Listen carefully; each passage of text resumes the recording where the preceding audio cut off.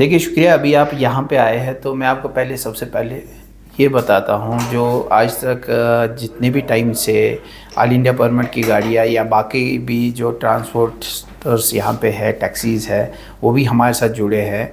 ये भी जुड़े, ऑल इंडिया वाले भी जुड़े हैं। तो इनके बहुत सारे इश्यूज़ थे, बीच बीच में कभी कभी इश्यूज़ रहते थे।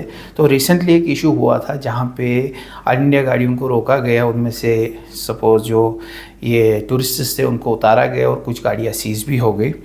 तो जब हमने आरटीओ साहब से आज बात की कुछ इसके बारे में, जैसे ये इश्यूज़ थे, तो उन्होंने एक आश्वासन दिया, उसका एक सोल्यूशन निकालेंगे, वन टाइम सोल्यूशन। क्योंकि ये 700 फैमिलीज़ का इशू है। ये 10 गाड़ियाँ 20 गाड़ियाँ होता तो चलो चलता।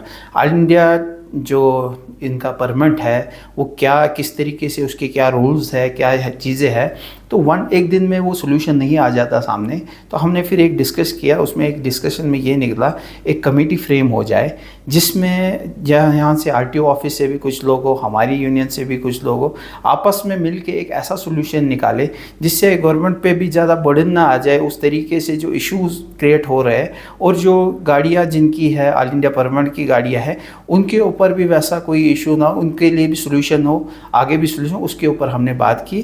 तो अच्छा, आपके माध्यम से ये भी मैं बताता हूँ, जितनी भी गाड़ियाँ अभी तक हमारे साथ जुड़ी है वैली में, और कुछ गाड़ियाँ अभी छूटी है हमारे साथ जो अभी तक हमारे साथ रब्ता नहीं कर पा रहे हैं, उनके लिए भी एक चीज़ है, वो हमारे ऑफिस आ जाए, हमारे से कांटेक्ट करें, ताकि आने वाले टाइम में जो हम लिस्ट एक बना रहे हैं टोटल गाड़ियाँ कितनी है, इसका एक ही बार एक ही सोल्यूशन आ जाए, न कि बार बार इसका हर टाइम एक एक इशू बढ़ता है, वो चीज़ें लोगों का। जो आप बात कर रहे हैं, जैसे प्राइवेट गाड़ियाँ बहुत सारी ऐसी है जो एग्रीगेटर्स के साथ चल रही है। जितने भी एग्रीगेटर यहाँ पे है, या एग्रीगेटर्स के पास किसी के पास लाइसेंस नहीं है, बिना लाइसेंस के चल रहे।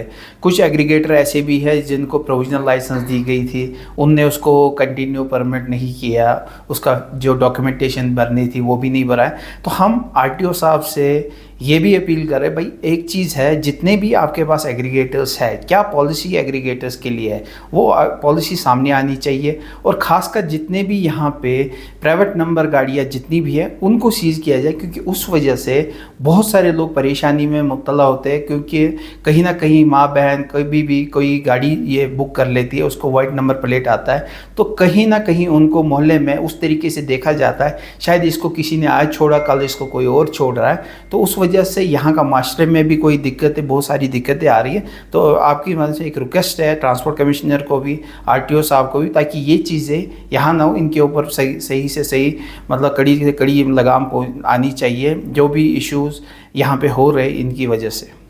अभी यहाँ पे बहुत सारे टाइम से 2-3 साल से एक चीज़ ऐसा आ रहा है, रात को बंदा सोता है और सुबह एक एसोसिएशन लेके चलता है।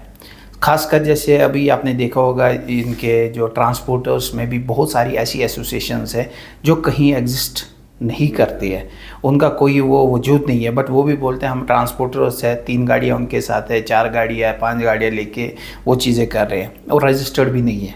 सबसे पहले ये देखना भाई, ये जो यूनियंस है यहाँ पे ये रजिस्टर्ड है, क्या ये लॉज फॉलो कर रहे हैं, किस लिए यूनियंस बनी है, किस तबके को चला रही है। क्योंकि कुछ ऐसे ट्रांसपोर्टर्स में से बड़ी गाड़ियाँ भी है, छोटी भी है, या टैक्सीज़ भी है। हम लोग जो अभी बात कर रहे हैं, हम टैक्सीज़ की बात कर रहे हैं। हमने जैसे ऑल इंडिया टैक्सी जितनी भी हमारे साथ है वो लगभग सब हमारे साथ जुड़ी हुई है। और ख़ासकर जो जेके नंबर की है वो कोई कुछ गाड़ियाँ हमारे साथ जुड़ी है। नियर अबाउट हमारे साथ अगर कश्मीर का जो ट्रांसपोर्ट है 1500 के आसपास हमारे साथ गाड़ियाँ जुड़ी है हमारी यूनियन के साथ, जिस यूनियन का नाम आईटा टैक्सी यूनियन है। वो हमारे बैनर के अंडर काम करते हैं, हम उनका पूरा कंटिन्यू सपोर्ट देते हैं। कभी किसी टाइम मतलब कभी कुछ ऐसे भी हमारे पास, लास्ट टाइम जब यहाँ पे पहलगाम का इशू हुआ था उस टाइम दिक्कतें थी, किसी को गाड़ी का ईएमआई नहीं या कोई चीज़, किसी चीज़ का सपोर्ट, तो हमने जहाँ से हमने देखा तो यूनियन की तरफ से जिसको जो सपोर्ट करना था तो वो हमने किया।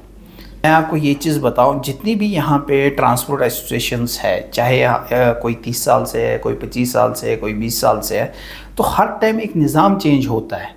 बहुत सारे इश्यूज़ थे, एक टाइम में एक ऐसा इशू था, आज की डेट में इशू दूसरा है। जब तक ना हम सारे जितने भी ट्रांसपोर्टर्स है जॉइंटली एक मेमोरेंडम बनाए जिससे सबका फ़ायदा, क्योंकि क्या है, एक यूनियन मेमोरेंडम बनाती है उसका दूसरे तबके को प्रॉब्लम होती है, दूसरी यूनियन ये बनाती है तो तीसरे तबके को प्रॉब्लम होती है। तो नतीजा होता है हर कोई सफ़र कर रहा है, कोई भी यूनियन सही से काम नहीं कर पा रही बिकॉज ऑफ कोऑर्डिनेशन नहीं है।